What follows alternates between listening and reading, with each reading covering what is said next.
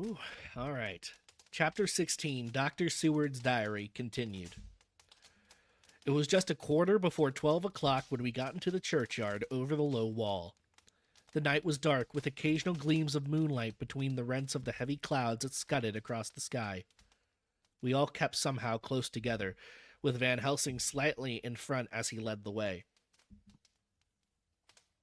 When we had come close to the tomb, I looked well at Arthur, for I feared that the proximity to a place laden with so sorrowful a memory would upset him. But he bore himself well. I took it that the very mystery of the proceeding was in some way a counteractant to his grief. The professor unlocked the door, and seeing a natural hesitation amongst us for various reasons, solved the difficulty by entering first himself. The rest of us followed, and he closed the door. He then lit a dark lantern and pointed to the coffin. Arthur stepped forward hesitatingly, and Van Helsing said to me, "You were here with me yesterday. Was the body of Miss Lucy in that coffin?" It was. The professor turned to the rest, saying, "You hear, and yet there is no one who does not believe with me." He took a screwdriver and again took off the lid of the coffin. Arthur looked on, very pale but silent. When the lid was removed, he stepped forward. He evidently did not know that there was a leaden coffin, or at any rate had not thought of it. When he saw the rent in the lead, the blood rushed to his face for an instant, but as quickly fell away again, so that he remained of a ghastly whiteness. He was still silent. Van Helsing forced back the leaden flange, and we all looked in and recoiled. The coffin was empty. For several minutes no one spoke a word. The silence was broken by Quincy Morris. "Professor, I answered for you. Your word is all I want. I wouldn't ask such a thing ordinarily. I wouldn't so dishonor you as to imply a doubt. But this is a mystery that goes beyond all and any honor or dishonor. Is this your doing?" "I swear to you that by all that I hold sacred that I have neither removed nor touched her. What happened was this. 2 nights ago, Seward and I came here with good purpose, believe me. I opened that coffin, which was then sealed up, and when we found it, as now empty, we then waited and saw something white come through the trees. The next day we came here in daytime, and she laid there. Did she not, friend John?" "She did." "That night we were just in time. One more so small child was missing, and we find it, thank God, unharmed amongst the graves. Yesterday I came here before sundown, for at sundown the undead can move. I waited here all the night till the sun rose, but I saw nothing. It was most probable that it was because I had laid over the clamps of the doors garlic, which the undead cannot bear, and other things which they shun. Last night there was no exodus, so tonight before the sundown I took away my garlic and other things, and so it is we find this coffin empty. But bear with me, so far there is much that is strange. Wait you with me outside, unseen and unheard, and things much stranger are yet to be seen. So," here he shut the dark slide of his lantern, "now to the outside." He opened the door, and we filed out, he coming last and locking the door behind him. Oh, but it seemed fresh and pure in the night air after the terror of that vault. How sweet it was to see the clouds race by, and the passing gleams of the moonlight between the scudding clouds crossing and passing. Like the gladness and sorrow of a man's life, how sweet it was to breathe the fresh air that had no taint of death and decay. How overcome. How humanizing to see the red lighting of the sky beyond the hill, and hear far away the muffled roar that marks the life of a great city. Each in his own way was solemn and overcome. Arthur was silent, and was, I could see, striving to grasp the purpose and the inner meaning of the mystery. I was myself tolerably patient and half inclined again to throw aside doubt and to accept Van Helsing's conclusions. Quincy Morris was phlegmatic in the way of a man who accepts all things, and accepts them in the spirit of cool bravery, with hazard of all he has to stake. Not being able to smoke, he cut himself a good-sized plug of tobacco and began to chew. As to Van Helsing, he was employed in a delicate way. First he took from his bag a mass of what looked like thin wafer-like biscuit, which was carefully rolled up in a white napkin. Next he took out a double handful of some whitish stuff, like dough or putty. He crumpled the wafer up fine and worked it into a mass between his hands. Then he took and, rolling it into thin strips, began to lay them into the crevices between the door and its setting in the tomb. I was somewhat puzzled at this, and being close, asked him what it was that he was doing. Arthur and Quincy drew near also, and he answered, "I am closing the tomb so that the undead may not enter." "And what is that stuff you've put there going to do?" "Great Scott, is this a game?" "It is." "What is that you are using?" This time the question was from Arthur. Van Helsing reverently lifted his hat as he answered, "The host. I brought it from Amsterdam. I have an indulgence." It was an answer that appalled the most skeptical of us, and we felt individually that in the presence of such earnest purpose as the professor's, a purpose which could thus use the, to him, most sacred of things, it was impossible to distrust. In respectful silence, we took the places assigned to us close round the tomb, but hidden from the sight of anyone approaching.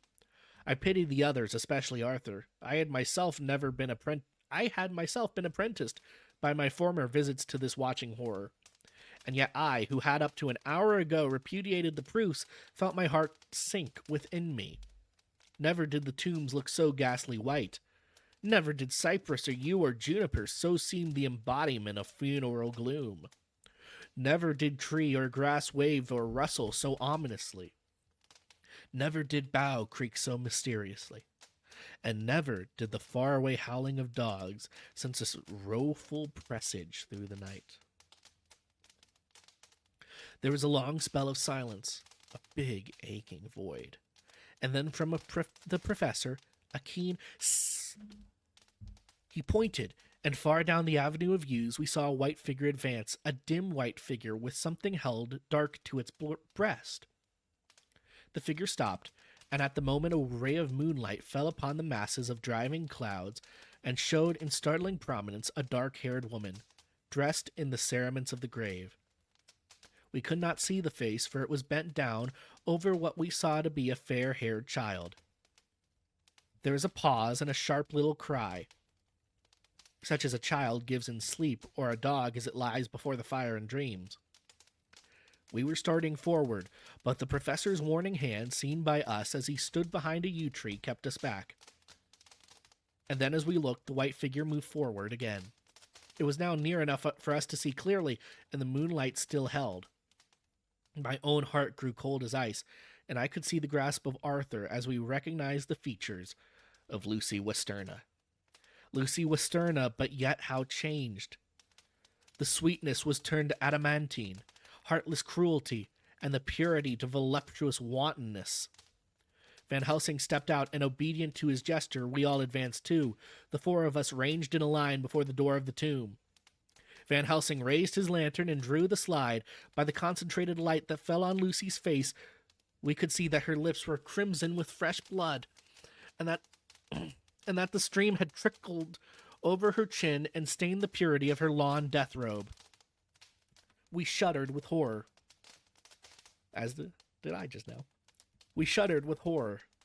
I could see by the tremulous light that even Van Helsing's iron nerve had failed. Arthur was next to me, and if I had not seized his arm and held him up, he would have fallen.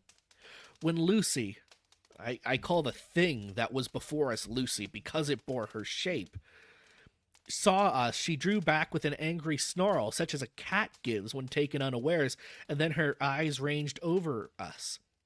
Lucy's eyes in form and color, but Lucy's eyes unclean and full of hellfire, instead of the pure, gentle orbs we knew.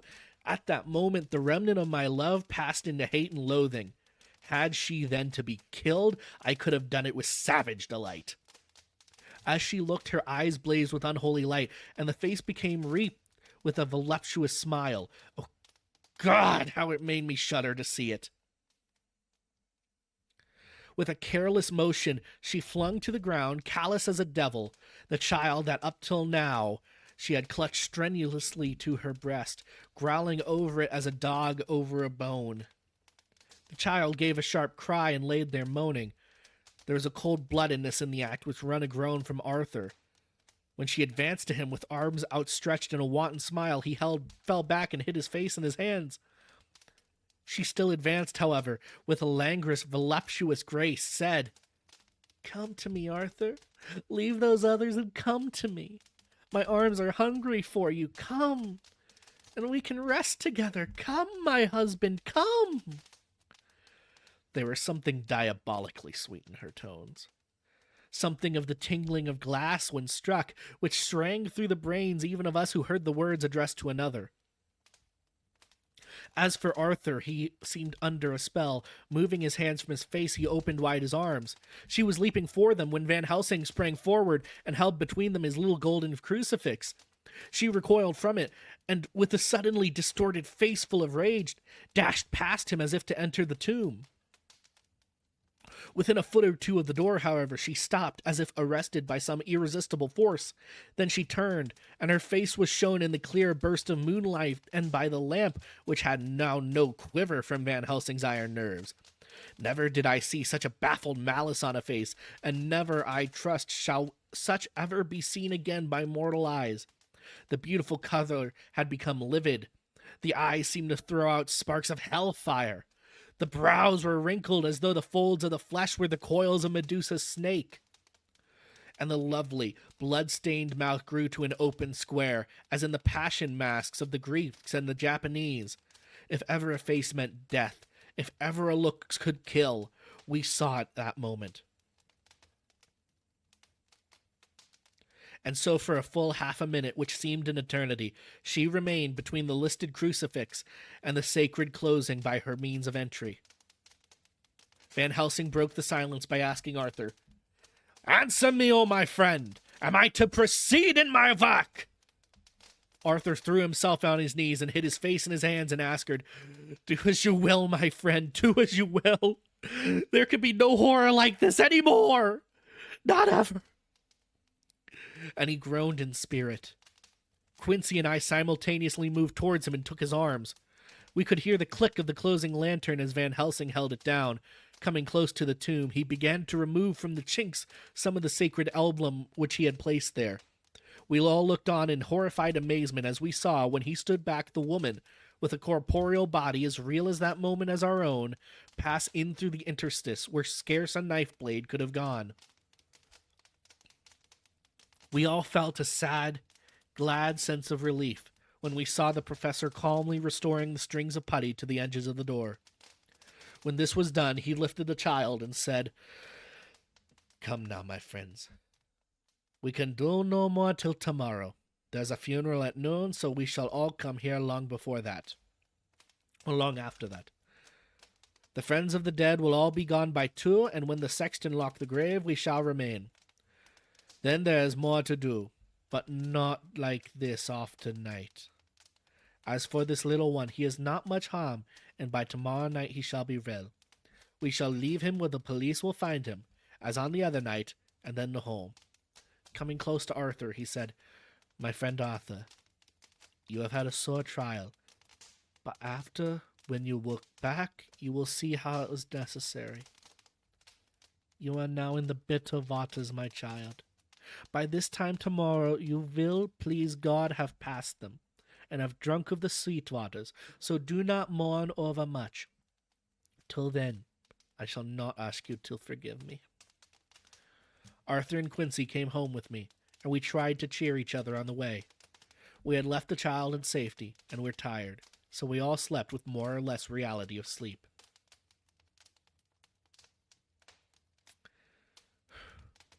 29th of September, the night.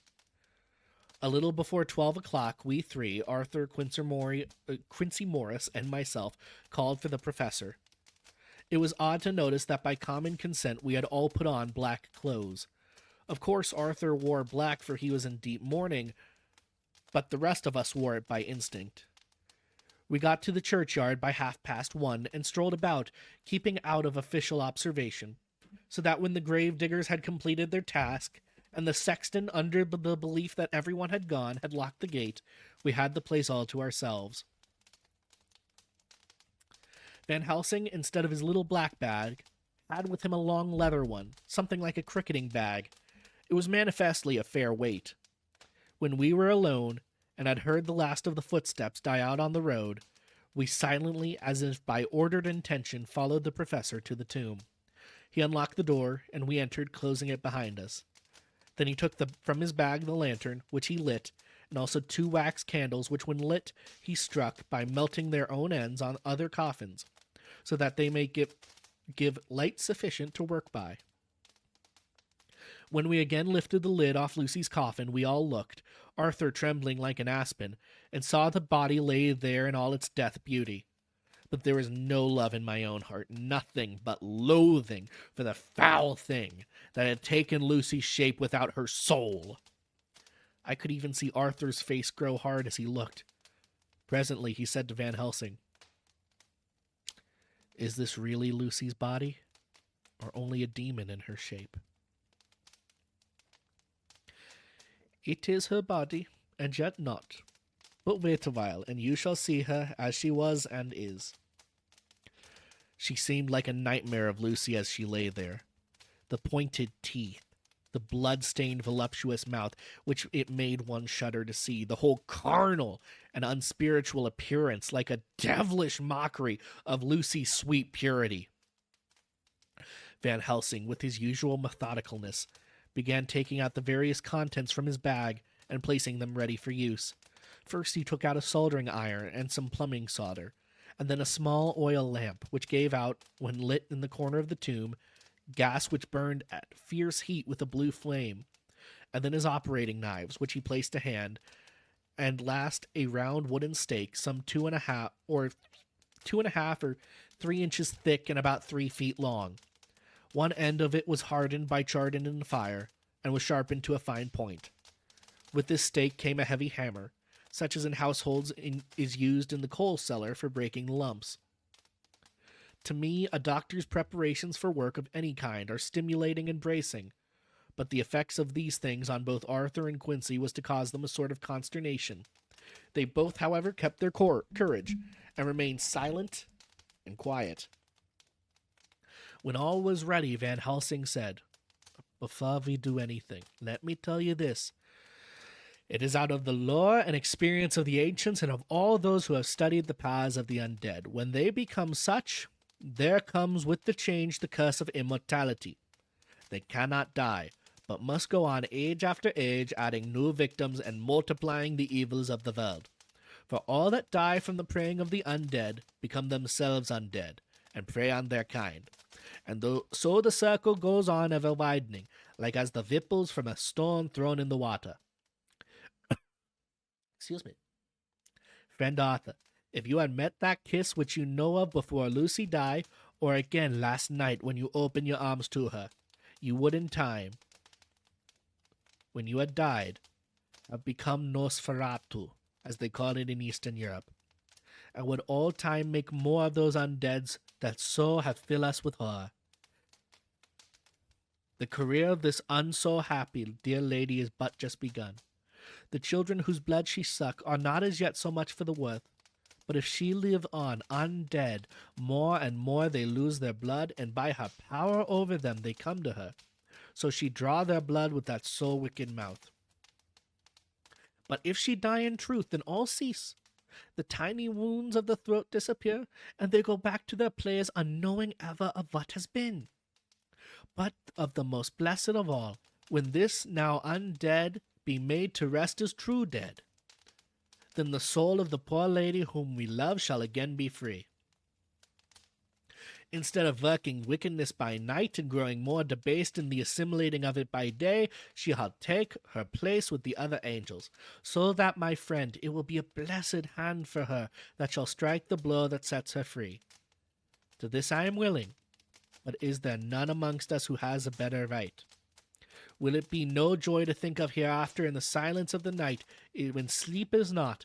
It was my hand that sent her to the stars. It was the hand of him that loved her best, the hand that of all she would have done herself would have chosen, had it been her to choose. Tell me if there be such a one amongst us." We all look at Arthur. He saw, too, what we all did, the infinite kindness which suggested that his should now be the hand which would restore Lucy to us as a holy and not an unholy memory. He stepped forward and said bravely, though his hand trembled and his face as pale as snow. My true friend, from the bottom of my heart I thank you. Tell me what I am to do, and I shall not falter. Van Helsing laid a hand on his shoulder and said, Brave lad! A moment's courage, and it is done. This stake must be driven through her. It will be a fearful ordeal, be not deceived in that.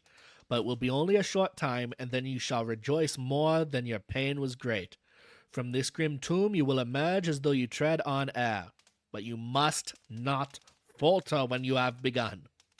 Only think that we, your true friends, are round you, and that we pray for you all the time. Go on, Arthur said hoarsely. Tell me what I am to do. Take this stake in your left hand, ready to place over the heart, hammer in your right. Then when we begin our prayer for the dead, I shall read him. I have here the book, and the others shall follow. Strike in God's name, so that all may be well with the dead that we love, and that the undead pass away. Arthur took the stake and the hammer, and when once his mind was set on action, his hands never trembled nor even quivered.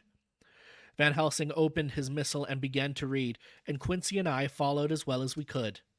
Arthur placed the point over the heart, and as I looked, I could see its dint in the white flesh. Then he struck with all his might. The thing in the coffin writhed, and a hideous blood-curdling screech came from the open red lips. The body shook and quivered and twisted in wild contortions. The sharp white teeth champed together till the lips were cut, and the mouth was smeared with a crimson foam. But Arthur never faltered. He looked like a figure of Thor as his untrembling arm rose and fell, driving deeper and deeper the mercy-bearing stake. Whilst the blood from the pierced heart welled and spurted up around it, his face was set, and high duty seemed to shine through it. The sight of it gave us courage so that our voices seemed to ring through the little vault. Then the writhing and quivering of the body became less, and the teeth seemed to champ and the face to quiver. Finally, it lay still. The terrible task was over. The hammer fell from Arthur's hand. He reeled and would have fallen had we not caught him. The great drops of sweat sprang from his forehead, and his breath came in broken gasps. It had indeed been an awful strain on him, and had he not been forced to his task by more than human considerations, he could never have gone through with it. For a few minutes we were so taken up with him that we did not look towards a coffin. When we did, however, a murmur of startled surprise ran over from one to the other of us. We gazed so eagerly that Arthur rose, for he had been seated on the ground, and came and looked too, and then a glad, strange light broke over his face and dispelled altogether the gloom of horror that laid upon it. There, in the coffin, no longer lay the foul thing that we had so dreaded and grown to hate, that the work of her destruction was yielded as a privilege to the one best entitled to it, but Lucy as we had seen in her life, with her face of unequaled sweetness and purity. True that there were there, and we had seen them in life, the traces of care and pain and waste, but these were all dear to us, for they marked her truth to what we knew. One and all, we felt that the holy claim that lay like sunshine over the wasted face and form was only an earthly token and symbol of the calm that was to reign forever. Van Helsing came and laid his hand on Arthur's shoulder and said to him, "And now, Arthur, my dear friend, my dear lad, am I not forgiven?" The reaction of the terrible strain came as he took the old man's hand in his, and raising it to his lips, pressed it and said, "Forgiven! God bless you! God bless you that you have given my dear one her soul again. And me, you've given me peace." He put his hands on the professor's shoulders, and laying his head on his breast, cried for a while silently, whilst we stood unmoving. When he raised his head, Van Helsing said to him, "And now, my child, you may kiss her. Kiss her dead lips, if you will, as she would have done to you. It is for her to choose." For she is not a grinning devil now, not any more a foul thing for all eternity. No longer is she the devil's undead. She is God's true dead, whose soul is with him. Arthur bent and kissed her, and then we sent him and Quincy out of the tomb. The professor and I sawed the top off the steak, leaving the point of it in the body. Then we cut off the head and filled the mouth with garlic. We soldered up the leaded coffin, screwed on the lid, gathered our belongings, and came away. When the professor locked the door, he gave the key to Arthur. Outside, the air was sweet. The sun shone and the birds sang, and it seemed as if all nature were tuned to a different pitch. There was gladness and mirth and peace everywhere, for we were at rest ourselves on one account, and we were glad, though it was with a tempered joy. Before we moved away, Van Helsing said, "Now, my friends, one step of our work is done, one of the most harrowing to ourselves. But there remains a greater task, to find out the author of all this sorrow and to stamp him out. I have clues which we can follow, but it is a long task and a difficult, and there's danger in it and pain. Shall you not all help me? We have learned to believe, all of us. Is it not so? And since so, do we not see our duty? Yes. And do we not promise to go on to the bitter end?" Each in turn, we took his hand, and the promise was made. Then said the professor as we moved off, "2 nights hence, ye shall meet with me and dine together at 7 o'clock with friend Jean. I shall entreat 2 others, 2 that you know not as yet, and I shall be ready to all our work show and plans unfold. Friend John, you come home with me, for I have much to consult about, and you can help me. Tonight I leave for Amsterdam, but shall return tomorrow night, and then begins our great quest. For first I shall have much to say, so that you may know what is to do and to dread. Then our promise shall be made to each other anew. For there is a terrible task before us, and once our feet are on the plowshare, we must not draw back." And that's the end of chapter 16. Whew. All right, I am not okay. I am not okay. I am in terror. Ay, ay, ay. Ay, ay, ay, ay, ay. Gosh. That was more than a little bit scary. That was more than a little bit terrifying, if I'm to be honest. Poor Lucy. She is laid to rest. But oh, what a price to pay for it. Oh, what a price.